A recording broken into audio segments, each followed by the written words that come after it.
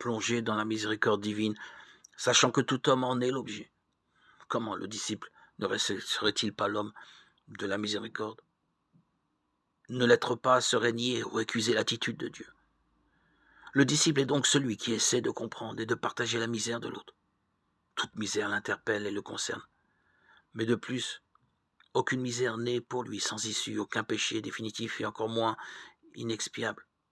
Un homme ne se juge pas sur ce qu'il a fait, mais sur ce qu'il est capable de faire.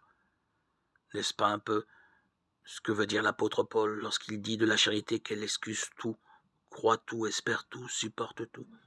1 Corinthiens 13:7. Le disciple excuse tout. Il n'est pas atteint par le péché comme le Père. Le péché ne lui a pas coûté la même croix qu'à Jésus. Comment pourrait-il faire preuve d'une sévérité que récuse le Père et Jésus jusque sur sa croix? Comment savoir aussi ce qui se passe dans un cœur? Il n'est pas rare que les actes trahissent le désir profond et que les erreurs et les péchés aient des causes en tout ou partie étrangères à la volonté de celui qui les commet. Aussi bien le disciple ne se contente-t-il pas de regarder l'autre, sachant que son regard s'arrête à la périphérie de son être, sans le pénétrer jusqu'au cœur. Il fixe son regard sur Dieu, qui, lui, voit le fond du cœur.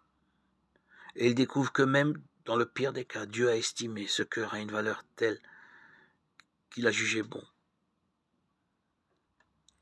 de lui envoyer son Fils pour lui proposer la miséricorde.